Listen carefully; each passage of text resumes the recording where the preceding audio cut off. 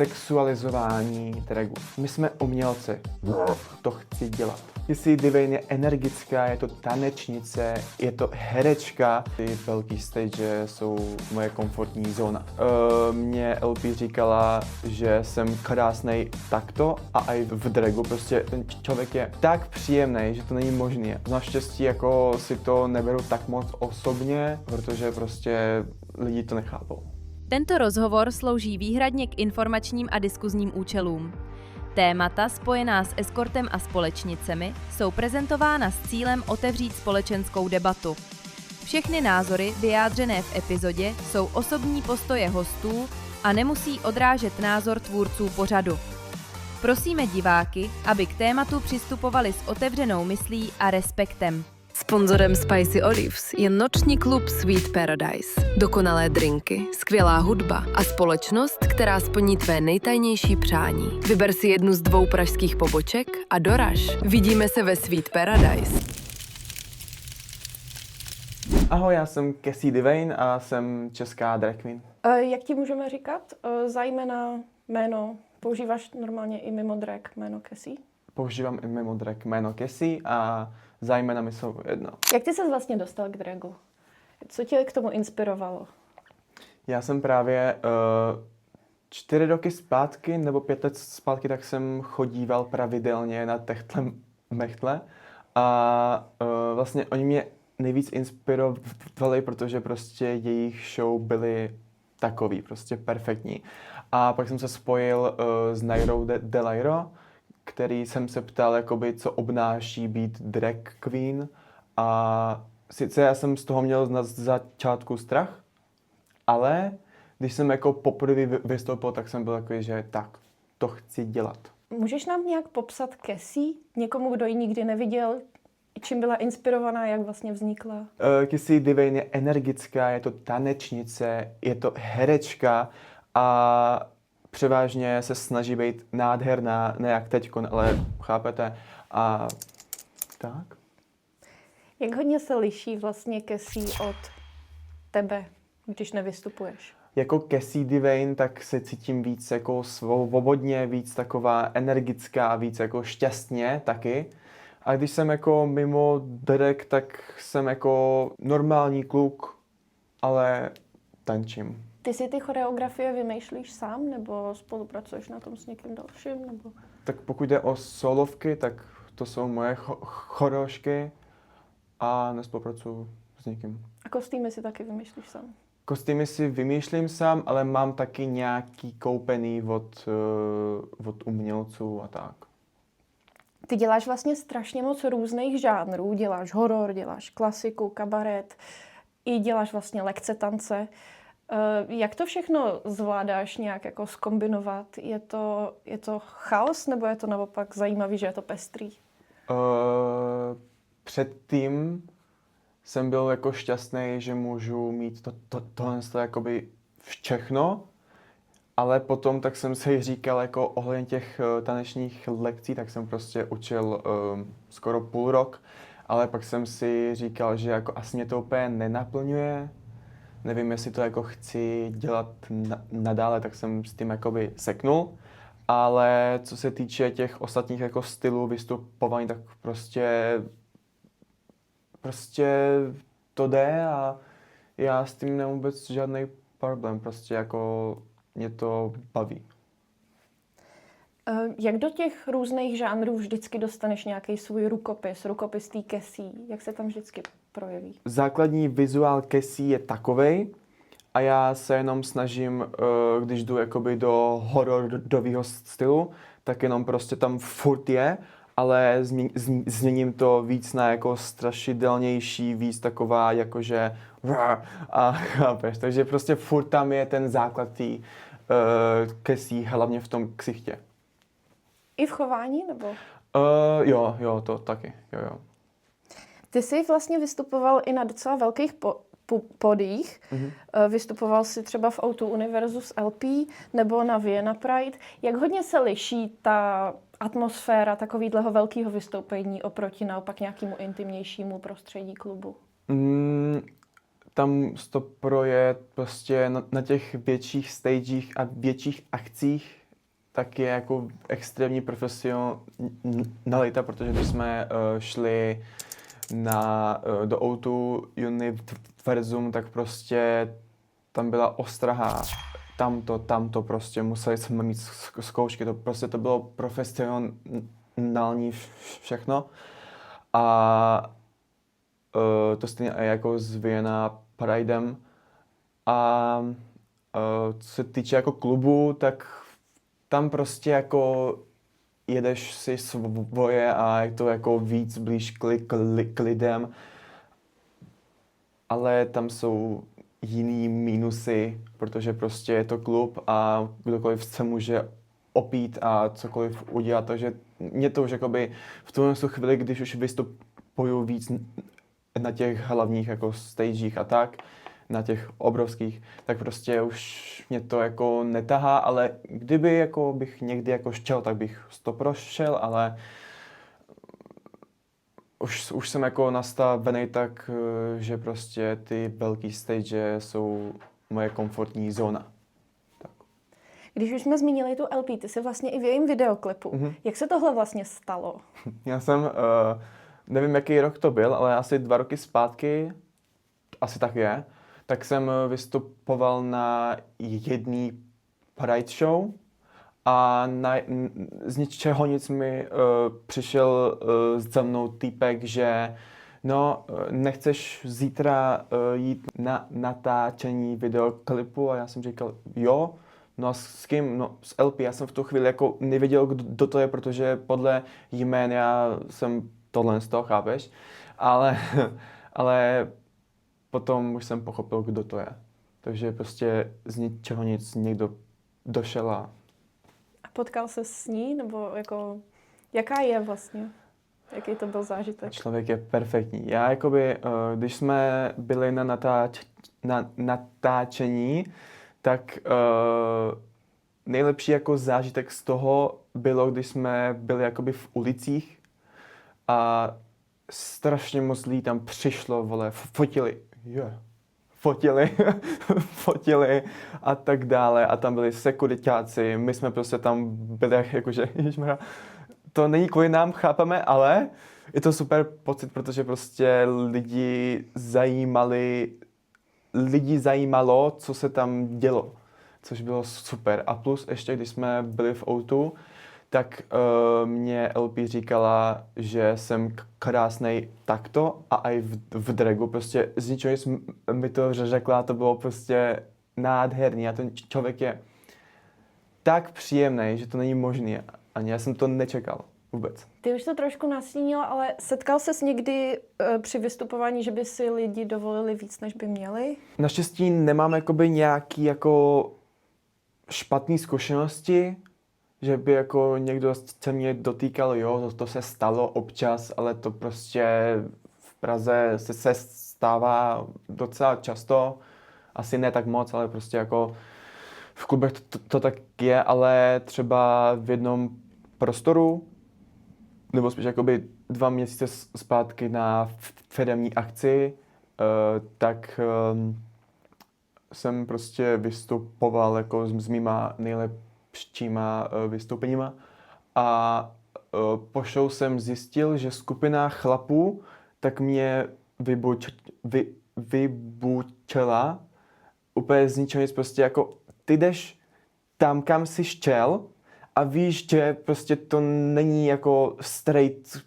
prostor a uděláš tohle. Naštěstí já jsem to neslyšel ze stage, takže mě to vlastně, jak kdyby se to nestalo, ale jako poprvé, co se mi to jakoby stalo. No. Máš někdy strach, nebo jako je ti někdy nepříjemný kvůli tomu, co děláš jako drag? Stalo se ti někdy, že prostě lidi k tomu přistupovali blbě?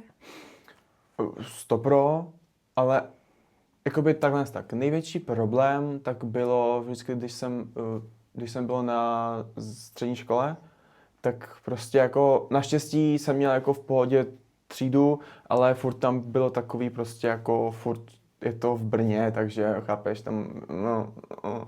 Ale myslím si, že tak moc ne, ale prostě zprávy a když jsem na internetu a tak to je vždycky, protože prostě muž v make-upu a v paruce prostě, co no. Ale tak jako, já už naštěstí jako si to neberu tak moc osobně, protože prostě lidi to nechápou. Jak vlastně reagovalo tvoje okolí, když jsi začal dělat drag? Náhodou dobře, protože já jsem se na začátku bál to říct mý mamce, takže já jsem prostě měl první vystoupení jakoby v Praze, prostě jsem odjel, ale tak, pak jsem přijel a tak jsem jí to říkal, jakože no já jsem asi drag queen, ale naštěstí reagovala v pohodě, takže vlastně všichni z rodiny mě podporujou, což jako je prostě super věc. A tak no. Chodí se na tebe podívat třeba někdy? Jasné, chodí se podívat, však my jsme teďkon, tak jsme měli premiéru představení a přišli tam a prostě jako když napíšou, že přijdete, jdou. Protože prostě mě podporují a to je super prostě pocit. Ty pořádáš i nějaký vlastní akce, že jo? Jak se to vezme, pořádal jsem a ještě budu pořádat. Jo, ano. Co tě k tomu vlastně vedlo a můžeš nám nějak přiblížit, co jsi třeba pořádal? Já jsem prostě jako chtěl si vytvořit vlastní show, tak jsem do toho šel a od té doby mě to chytlo. Už to dělám asi rok a něco. A minulé projekty, tak vlastně já jsem měl show up kabaret v Brně, který jsme vyprodali, ale teď jsem ho přestal dělat, protože máme nové projekty do budoucna, jako velký projekty, takže jako ještě se bude dělat dál, no. A bude to větší a větší a chceme prostě být v Brně, v Praze, ve Vídni, takže to teďkon řešíme. Kolik trvá taková příprava nějakého takového vystoupení od chvilky, co ho vlastně začnete vymýšlet? Jo, no, dlouho. Ne, tak tu hlavní show, kterou budeme dělat až za delší dobu, tak už jako máme hotový koncept a skoro i scénář. A to nám zabralo asi 3 měsíce, cca. Ale tam ještě se nezapočítalo, že bychom měli ještě mít choreošky, zkoušky s umělci. Tamto, to prostě to je rok a půl prostě zkoušek, ať to je prostě dokonalý a tak, takže tak nějak to asi jako vychází, no. A nějaký další projekty, něco úplně jako mimo drag, láká tě to, nebo máš pocit, že ses v dragu našel a to je to, co chceš prostě teď dělat? Já právě chci tančit i mimo drag, ale teďkon tak se mi to jakoby daří, protože jsem v jedné K-pop skupině z Brna a je to prostě jako velká skupina pod velkým jménem, dejme tomu, jakoby asi jo, asi jako jsou. A takže jako tohle to si plním, ale chtěl bych jako toho víc, jako prostě nejenom s tancem, no. Jak ti přijde, že se proměnila česká drag scéna za poslední nějakou dobu? Vnímáš to? Sleduješ to? Takhle. Kdybychom se bavili jako rok a půl zpátky, než jsem nastoupil do kabaretu, tak bych na to měl jiný názor, ale teďko nevím, protože já se jako tak moc o tu českou drag komunitu nezajímám. Nebo ne, že nezajímám, ale jako nepozoruju to tak moc, tak to jsem to chtěl říct. Ale myslím si, že to jde do lepšího, ale. Tam je furt to ale. A to ale já neznám. Ale furt jako, já jako to nemůžu nějak jako, nemůžu na to mít názor, protože prostě já to neřeším, protože většina komunity tak je tu v Praze. V Brně tak jsme jenom 2 drag queens. Tam jde hlavně o to, aby prostě ta Česká republika nás pustila víc.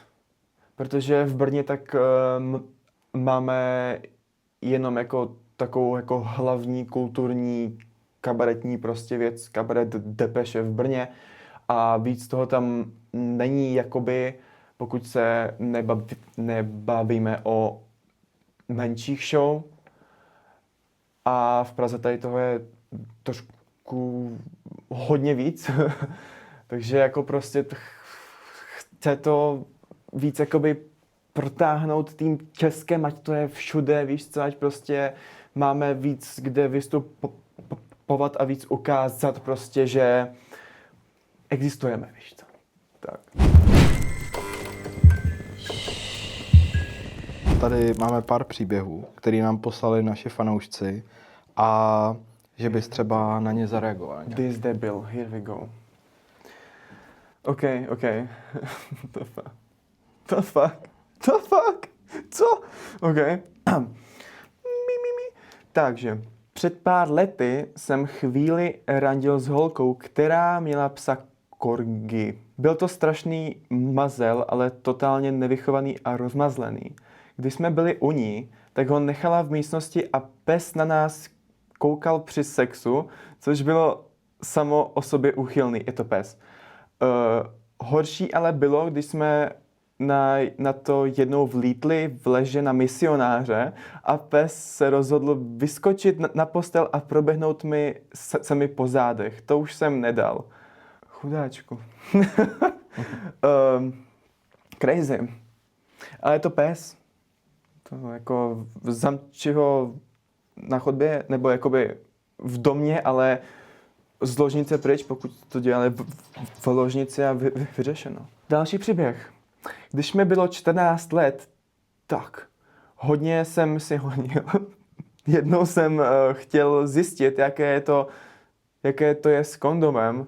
Věděl jsem, že má táta v šuplíku vedle postele, tak jsem si jeden vzal a zkusil to a fakt se mi to líbilo. Po několika týdnech se rodiče málem rozvedli, protože máma si myslela, že jí táta podvádí. Nakonec jsem jim musel říct, že cože, že to jen rád si honím Proč bys to říkal svým rodičům? Cože? Co chtěl tam říct jako? Ne, jako, že chápu, zkus to, it's okay. Nechápu, k čemu ti to je, když je whatever. Ale jako, tak to bych v životě neudělal, protože jako říct tohle svým rodičům, tak se jako propadnu. Ale bych si koupil svůj, když ti 14, můžeš říct, že ti je 15, tak si koupíš ten kondom, nevím, jak to funguje. To. Třetí příběh, to nechci, anyways, během představení jsem při lipsynkovém vystoupení úplně zapomněla text a jen jsem náhodně hýbala pusou. Jo, chlapče, ženo, kurva, nechci to říct, já to musím říct znovu. No, tak hele, nauč se text a pak vystupuj, period.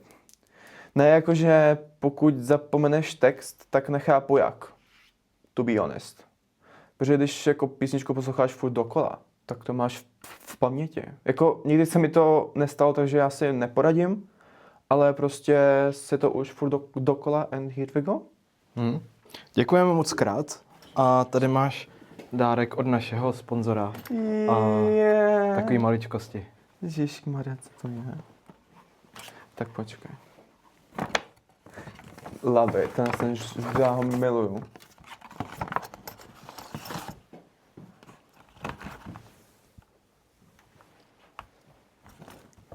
Tak.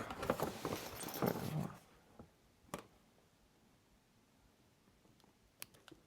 Co zápalky? To jsou sirky, no.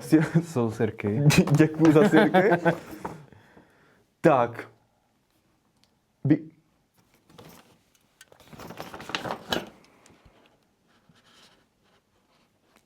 Co to kurva je? Mám strach, že z tam něco vyskočí.